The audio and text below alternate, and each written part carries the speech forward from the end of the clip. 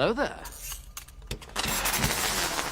St. Andrew. Happy New Year, everyone, and welcome back to St. Andrew TV. Before we get into today's video, I would like to share my resolutions for the new year. My first resolution is to become the best looking YouTuber, which, already succeeded. And the second one is to be less vain.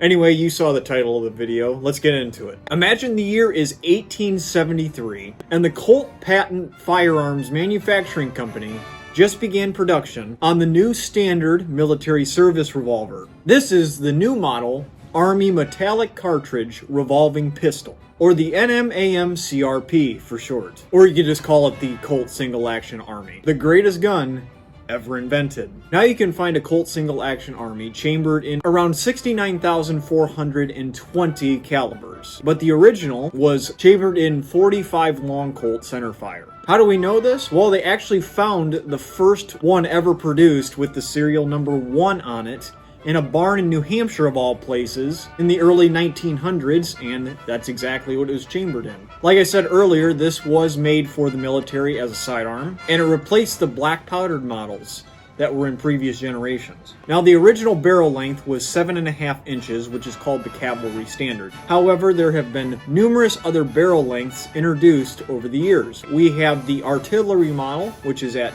5.5. We have the civilian or gunfighter, which is 4 3/4 inches. We have a unique replica called the sheriff's model, which the barrel length is between 3 and 4 inches. And we obviously have the Colt Buntline, which was allegedly used by lawman Wyatt Earp, which is a 12-inch barrel. I'm going to stop it right there. I almost forgot to tell you guys that when I was in Tombstone, I actually got to hold the Colt Buntline used in the movie Tombstone while Kurt Russell was portraying Wyatt Earp. Pretty cool, right? All right, let's get back into it. You've probably heard this gun get called a few different names over the years: the Peacemaker, the 6-shooter, Colt 45. But today I'm going to dive into my collection because I actually do have a Colt Single Action Army, and I'm going to go over all the specs of mine. So this is my Colt Single Action Army. As you could probably tell already, there are some unique variations to mine. First and foremost, my barrel is 4 3/4 inches. So that makes it the civilian or gunfighter model. Second, my cylinder is not fluted. If you're wondering what fluted means, this is a Uberti Cattleman 2, and you can see that the cylinder has little cuts in it. That's a fluted cylinder. Mine is a perfect cylindrical shape. Now, the frame and hammer of this gun is tempered steel, and the cylinder and barrel are both blued with gold accents. And the gold accents actually are of Buffalo Bill Cody. You can see him on horseback here with Buffalo Bill's Wild West. On the other side, you have Colonel Cody, as he was a military man. And then you have this engraving stating that this is a Buffalo Bill commemorative piece. Yes, this does fire. I'm more gentle with this one because this one is approximately 5 times the cost of a Uberti clone. My experience with a Colt Single Action Army while shooting it and taking it apart, it's very simple. They're very, very easy to maintain. They're very, very easy to shoot. Like, didn't miss a beat there, and I removed the cylinder. You can clean it. With the 3rd generation, which is what I have, is you can see there's a base screw here that you press, and you can remove the base pin instead of the screw right there that you'd have to remove. But like I said, shooting it is a breeze. I think they feel a little smoother than the Italian clones that are out there. If you're looking for the aesthetic of the Wild West, the Italian clones are fantastic firearms. I showed you earlier, but this is my Uberti Cattleman 2. There's not much difference. If you've never shot a Single Action Army before, you probably wouldn't tell the difference. I'm just letting you know because I've probably put 5,000, 6,000 shots through this one, and I've put about 1,000 shots through this guy here. Getting into what single action means. Single action means that you cannot just pull the trigger and a primer will be hit, unloading a bullet. Single action means that when you pull the hammer, that's the only time it's fire. That means this trigger is hot and you pull the trigger. I'd like to point out I don't advise dry firing your guns. It's not great for them. That's how the hammer hits the primer, which unloads a cartridge. The next thing about a Single Action Army is how you load it. So you open the loading gate and you pull it back into half cock. This releases your cylinder, giving it the freedom to spin around.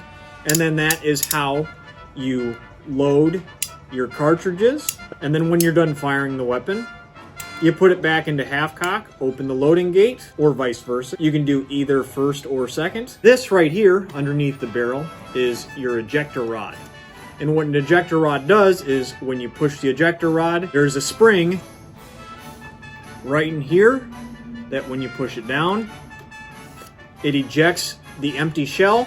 Then it resets itself so you can move on to the next chamber and do it all over again. It's time consuming, but for the time that this was invented, you were coming over from black powder and ball and cap revolvers, which this was definitely an upgrade for reload time. Standard grips, has a little Colt logo right here. Nothing too special about the grips. The sights are definitely an upgrade from the old Colt Walkers, Navies, and the Armies. They raised up the front sight, because I know that Colt Walker in particular shot really high. Then you have a little engraving up top that just says Hartford, Connecticut. I don't know if you can see that, but that's where Colts are manufactured. And for those of you wondering what it sounds like and what it looks like to shoot it, here is a brief video of me emptying out a cylinder.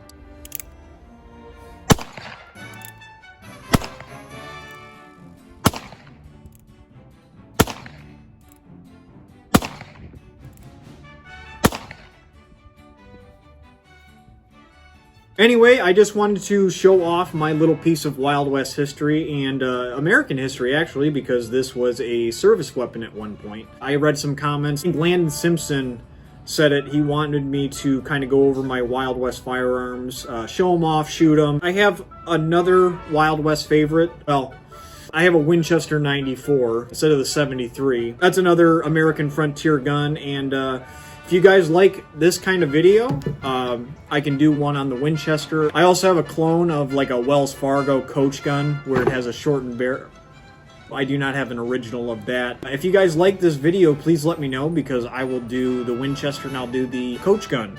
Before we go, I'd like to thank yourfilmposter.com. I did not buy this myself. This was a gift for Crimbus over the last weekend. I think it's pretty cool. It looks like a film poster. I mean, I'm nowhere near Clint Eastwood or anything like that, but it makes a nice decorative piece for the set here. But that's yourfilmposter.com. And then over here is the calendar that I said a few weeks back that you should take a look at by my friend John Ledford. It came in. I got this the other week, and it's finally January, so Happy New Year. He took all these photos, and now I have something to tell me that I'm falling behind in more ways than one. So I'm going to scooch over here against this very handsome character that's playing in the movie St. Andrew. And I appreciate all the support on the channel. Leave a comment, because I love reading them, and I love to see video suggestions because I'm open to anything. I'm a pretty open-minded person. If you come across this video and you're not subscribed, think about subscribing. You're a daisy if you do.